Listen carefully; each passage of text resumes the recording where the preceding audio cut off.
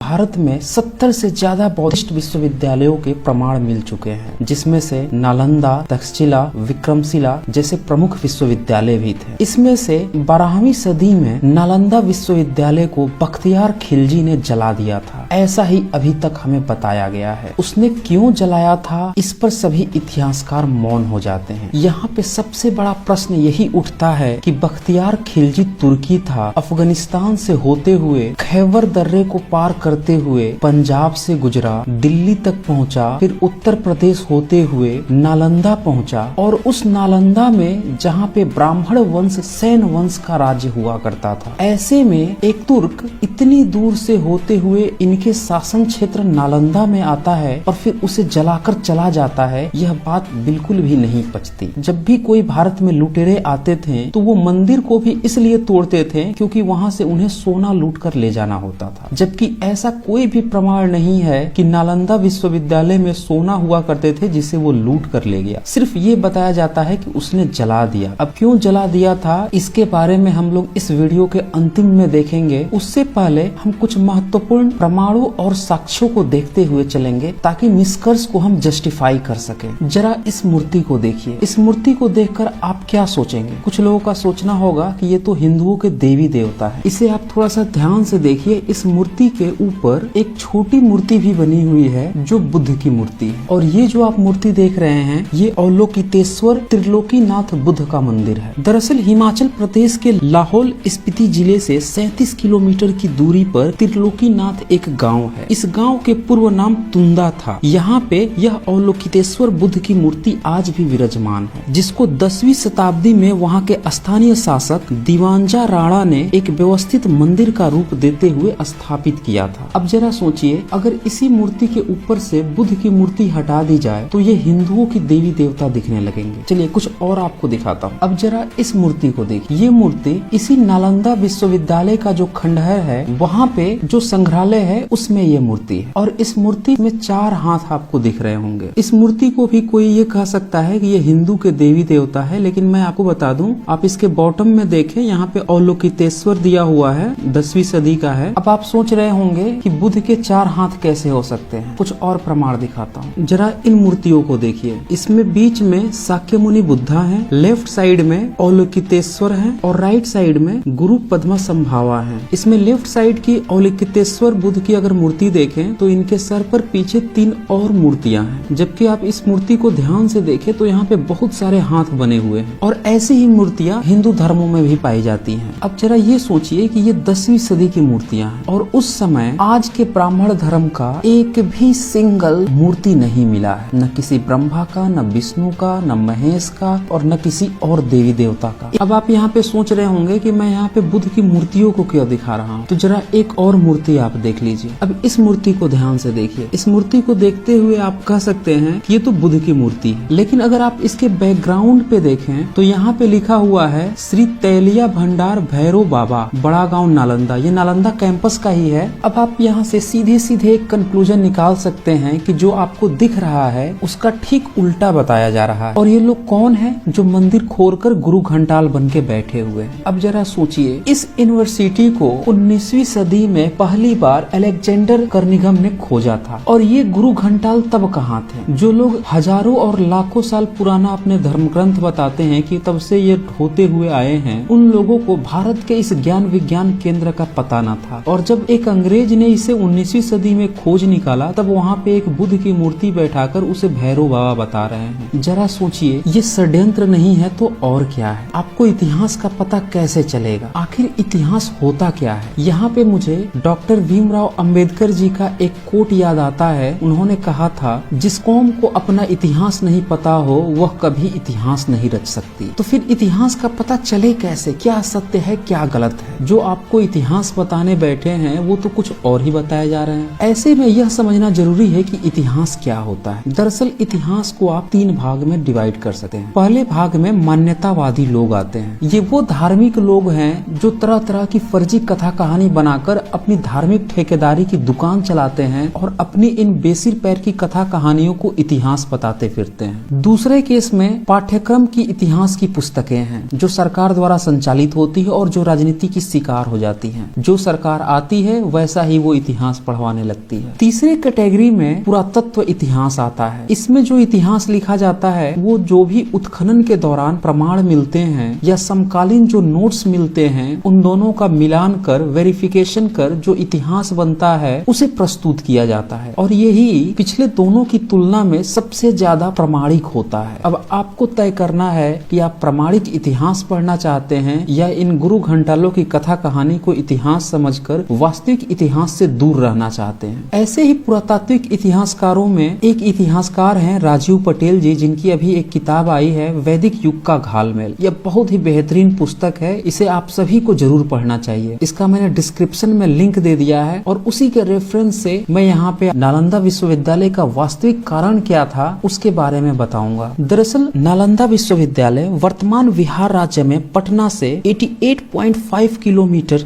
दक्षिण पूर्व और राजगीर से 11.5 किलोमीटर उत्तर में एक गांव है, वहीं पे यह स्थित है। 19वीं सदी में अलेक्जेंडर कर्निघन ने इस विश्वविद्यालय की खोज की थी। यहाँ 10,000 छात्रों को पढ़ाने के लिए 2,000 शिक्षक थे। कई सारे विदेशी यहाँ पे पढ़ने आते थे, जिसमें से हैनसोंग और इत्सिंग ने कई वर्षों तक यहाँ पे पढ़ाई भी की थी और उनने अपने यात्रा वृत्तांत में बहुत कुछ इसके बारे में लिखा है। हैनसोंग ने लिखा कि सहस्त्रों छात्र नालंदा में अध्ययन करते थे और इसी कारण नालंदा प्रख्यात हो गया था। दिन भर अध्ययन में बीत जाता था, विदेशी छात्र भी अपनी शंकाओं का समाधान करते थे। इत्सिंग ने लिखा है कि विश्वविद्यालय के विख्यात विद्वानों के नाम विश्वविद्यालय के मुख्य द्वार पर श्वेत अक्षरों में लिखे जाते थे। इस विश्वविद्यालय में भारत के विभिन्न क्षेत्रों से ही नहीं बल्कि कोरिया, जापान, चीन, तिब्बत, इंडोनेशिया, वर्मा, मलेशिया, लंका जैसे अन्य देशों से भी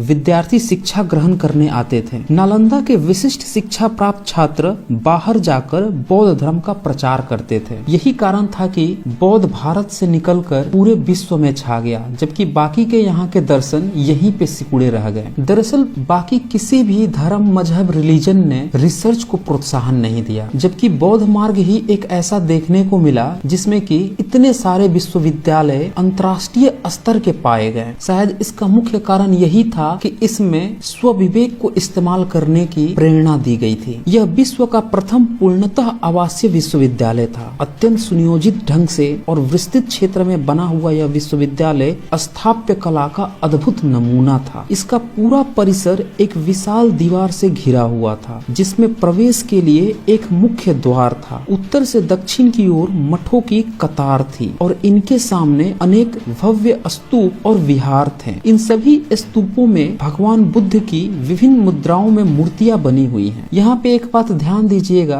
कि यहाँ पे बुद्ध के लिए भगवान शब्द यूज किया गया है और भगवान का मतलब जो हिंदी का भगवान है ईश्वर वो नहीं होता है। पाली में भगवान का मतलब होता है जो अपने अंदर के विकारों को मार दे, यानी कि एक इंसान के उच्चतम अवस्था को भगवान कहते हैं। केंद्रीय विद्यालय में 7 बड़े कक्ष थे और इसके अलावा 300 अन्य कमरे थे। इनके व्याख्यान हुआ करते थे। कमरे में सोने के लिए पत्थर की चौकी होती थी। दीपक, पुस्तक इत्यादि रखने के लिए आले बने हुए थे। प्रत्येक मठ के आंगन में एक कुआं बना था। 8 विशाल भवन, 10 विहार, प्रत्येक विहार में भगवान बुद्ध की मूर्ति, अनेक प्रार्थना कक्ष तथा अध्ययन कक्ष के अलावा इस परिसर में सुंदर बगीचे तथा झीलें भी थी। लेकिन इतने बड़े ज्ञान के भंडार के विश्वविद्यालय को बख्तियार खिलजी ने जला दिया, यह अपने आप में एक प्रश्न बन के रह गया और इस प्रश्न का उत्तर देने में अधिकतर इतिहासकारों ने अनंत मौन धारण कर लिया। ऐसा नहीं है कि इन इतिहासकारों को इसकी सच्चाई नहीं पता थी, जरूर पता रही होगी, लेकिन शायद ये इसलिए बताने से डरते रहे इनके पूर्वजों के षड्यंत्रों की कहीं पोल पट्टी न खुल जाए। इसी किताब में आगे ये लिखते हैं, बौद्ध भिक्षु शांतिप्रिय हुआ करते थे, ऐसे में उनके विद्यालयों को, उनके किताबों को जलाने में बख्तियार खिलजी को कोई फायदा न था, फिर भी उसने जला डाला। तो आखिर इसके पीछे कारण क्या था और उस कारण के लिए ये उस समय की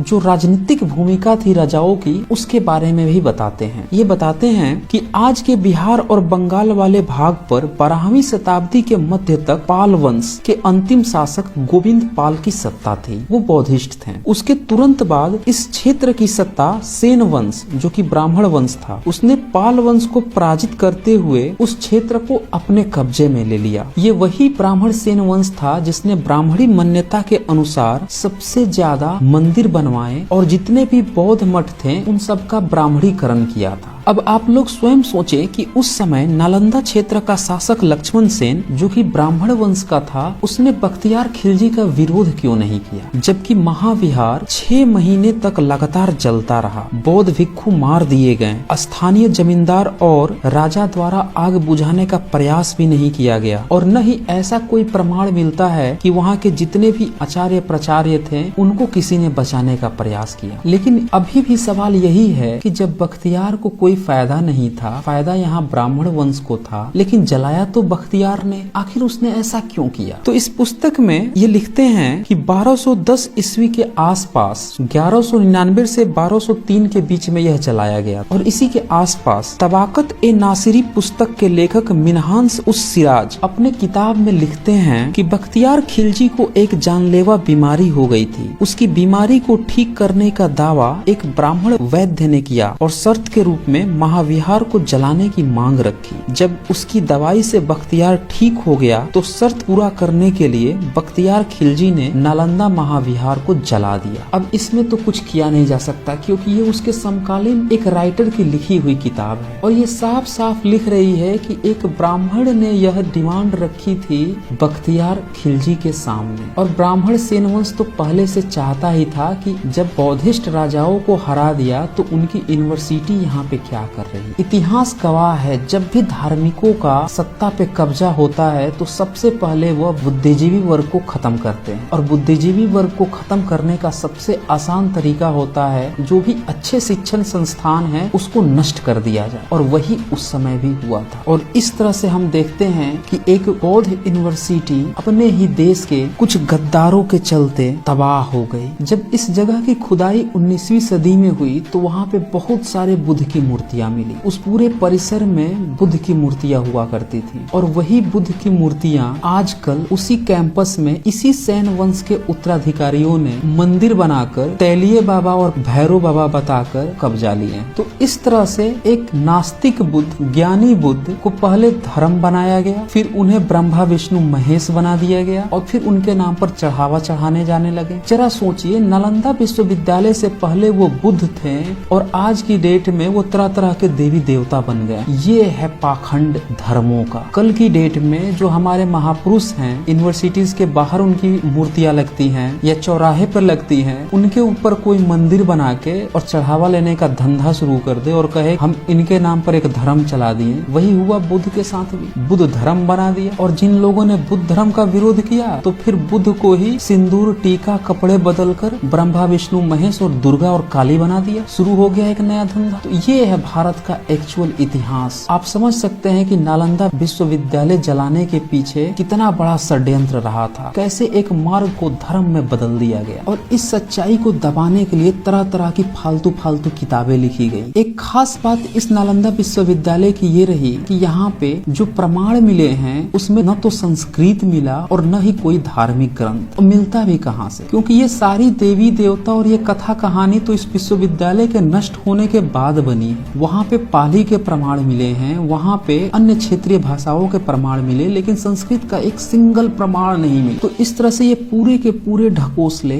इसी 10वीं-12वीं सदी के बाद से हैं, जबकि इनकी शुरुआत 8वीं सदी से ही अंकुरित होने लगी थी। अगर आपको इसके बारे में और डिटेल्स चाहिए, ये जो आजकल ब्राह्मण धर्म में तरह तरह के शैव, शाक्त, वैष्णव और भी जितने मंत्र पथ बने हैं, ये कैसे बुद्ध को ही तोड़ मरोड़ कर बनाए गए हैं, तो आप इस वैदिक युग के घालमेल को जरूर पढ़ें। डिस्क्रिप्शन में लिंक्स है, वहाँ पे फोन नंबर भी अवेलेबल है, उस पर आप कॉल करके डायरेक्ट उसको मंगा सकते हैं। क्योंकि अगर आप पुरातात्विक इतिहास को ध्यान में नहीं रखेंगे तो फिर ये धर्म के धंधेबाज आपको कथा कहानी सुनाकर इतिहास तो व्हाट्सएप यूनिवर्सिटी और विकिपीडिया यूनिवर्सिटी के थ्रू पढ़ा ही रहे हैं। तो दोस्तों, इस वीडियो को ज्यादा से ज्यादा शेयर करें ताकि सभी को पता चल सके नालंदा विश्वविद्यालय को जलाने में यही के कुछ गद्दारों का हाथ रहा था और बख्तियार खिलजी तो सिर्फ एक कठपुतली था। और उसका नतीजा यह हुआ कि यहाँ की जो वास्तविक सम्यक संस्कृति थी वो पूरी तरह से नष्ट हो गई और इसका खमियाजा आगे चलकर पूरे देश को हजारों सालों की गुलामी के रूप में देखने को मिला। तो आज बस इतना ही। धन्यवाद।